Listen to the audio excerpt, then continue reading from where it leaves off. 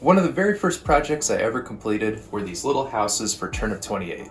They're great as scatter terrain, and they really liven up a board. Today I'm going to be showing you how to make these houses yourself. They're very budget friendly, and they're really easy for beginners. Alright, let's get to it. So first you're going to need some supplies. You'll need pink insulation foam. This will make up the core of the house. Coffee stirrers. These will make the doors and shingles. Sand, Mod Podge, and brown paint. This will make the texture paste. Alternatively, you could buy the pre-made stuff. And a paper clip. You'll also need some tools. A hot glue gun and a hobby knife are essential. And if you already have a hot wire cutter, that will be useful, but I am going to show you how to complete the project with just the hobby knife. So to start with, we're going to be cutting the foam in the shape of our house. When you're cutting the foam with the wire cutter, you definitely want to be somewhere with really good ventilation. In this case, I'm out in my garage with the door open. My first step is to mark off where I'm going to be making my cuts with the black marker. I'm using a paint stirrer to make sure that I'm drawing straight lines. For the first cut, I'm making a vertical cut about 2 inches from the edge of the foam, resulting in a rectangular block that's about 2 inches wide by 2 inches deep. After that, I'm cutting in the angled roof. I'm measuring a point at the very center of the top of the block, then 2 points on either side, an equal distance from the top, and then drawing a line between those points. Then I just cut those chunks out with the wire cutter. You should try cutting from the bottom up so that your pieces fall away from you rather than getting stuck again on the wire cutter. Okay, now I'll just quickly show you how to get just as good cuts with the knife. You just mark out your points in the same manner as before, then with the blade extended, slowly make a cut along that same mark. You want to be very slow and use repeated cuts to get all the way through the foam. Now we need to cut away some of the foam to make a space for a door and window. I'm just measuring out how big I want my door to be, and then drawing in some lines with the marker. Then I'm using the knife to cut about 1/2 inch deep along those lines. The next part is a little inelegant. I'm just kind of cutting underneath and trying to pop those pieces out. This whole section will be covered by the door, so it's okay if it's a little messy. I'm doing the same thing for the window, just drawing an outline, then cutting along it, and finally doing my best to pop as much material out of there as I can. Next up, I'm making the door. To do this, I'm just taking coffee stirrers and cutting out planks that will be the same size as the hole I made earlier. I'm not measuring them out to be completely even. In fact, it kind of helps it look more rustic if the boards aren't the exact same size. It took about 5 boards to fit the hole. Next, I cut 2 more boards to fit horizontally along the boards, and I wound up using some super glue here, so I'm sorry I didn't include that in the earlier shopping list, but it will be included in the list in the description. It helps to be careful when placing the board with the super glue. It's annoyingly easy to get super glue on your finger and have the boards get stuck to you and move around. So just go slow and carefully.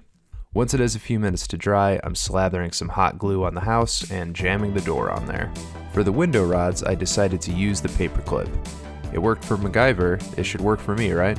I'm using some needle nose pliers to cut the paper clip into 2 pieces that are slightly longer than the window. Then I'm sticking one end of the paper clip into the foam and using the pliers to poke the clip down. Then I'm doing the same thing with the other bar. After that, I'm using some hot glue to make sure that they're properly affixed in place. Next up, we're cutting out our shingles for the roof. I'm also using coffee stirrers for this and just cutting small shingles with scissors. I usually just cut an absolute boatload of these all at once and then keep them in a little container in my hobby organizer.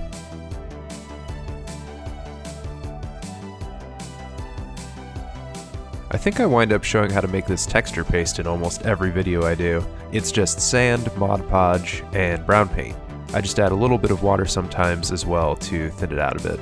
I'm just slathering it on and trying to get a fairly even coat over the whole house. Be careful when you're adding the paste to the windows and door sections because you don't want to fill in the window and we don't want to cover the door yet either. And this tends to get really messy as well, so have some paper towels nearby. We've given the texture paste plenty of time to dry, so now we're attaching the shingles to the roof. I'm just adding a drop of hot glue to the tip of the shingle and then jamming it on the roof. You want to start from the bottom row and work your way up to the top of the roof, putting the next row of shingles over the top of the row below it.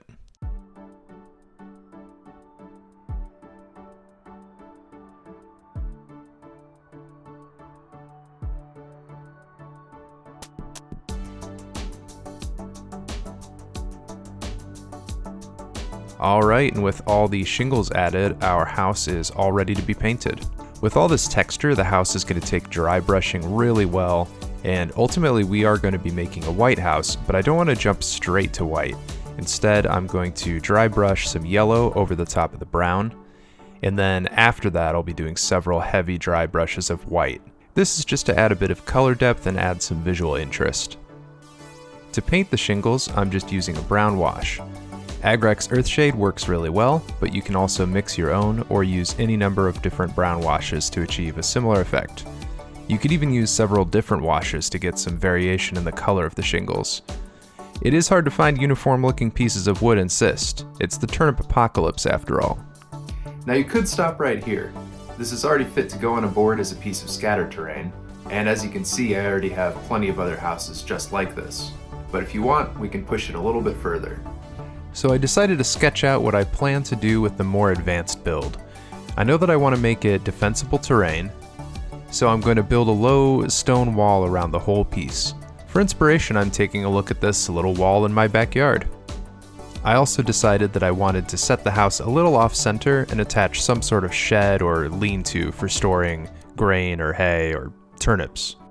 To start, I'm setting the house and a unit of fodder on the foam core that I'm using for the base, then drawing a line around the whole thing. I'm using my hobby knife to cut out the base and then shaving it at a slight angle to cut a bit of a slope into it. I also trim off any excess bits sticking off. I want to make sure that my stone walls don't get in the way of being able to place my unit of fodder into the terrain later on, so I'm drawing another line around the fodder and the house. Now it's time to make the stone slabs to make the walls. I'm just taking some of my extra bits of insulation foam and cutting smaller and smaller rectangular shapes. You want the blocks to be short and wide, and you want a variety of shapes. Old stone walls are made of natural stones that come in all sorts of shapes and sizes, so do your best to be a bit random with the shape and placement. To affix the stone slabs to the base, I'm just laying down a layer of Mod Podge, then setting the slab in place. I'm trying to leave gaps between some of them and place other stones close together. I also want to leave a couple of gaps for an entryway to the house, and maybe a back exit or a pathway for horses and carts or something. For the second layer, I'm making sure to offset the stones from the bottom layer. I didn't wait quite long enough for the bottom layer to set, so I'm being a little cautious about jostling the stones around too much. Alright, it looks like our house and our unit of fodder still fit inside the walls, so it's time to glue down the house and then start working on that lean-to. I decided to go with a smaller lean-to, so I'm just cutting a piece of balsa wood that fits against the wall. Then I'm going to cut 2 small beams with more balsa wood and carving a tiny bit off the sides to make them look more weathered. To attach the lean-to, I'm just using hot glue to affix the beams to the ground, then using more hot glue to attach the roof to the side of the house and the beams. Remember all those shingles we made earlier? Yep, it's time to break those bad boys out again and get this roof shingled.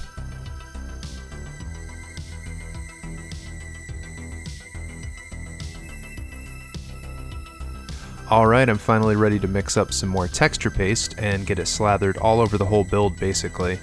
I went for a slightly more watered down mix than the one we used earlier so that it seeps a bit better into the cracks in the walls.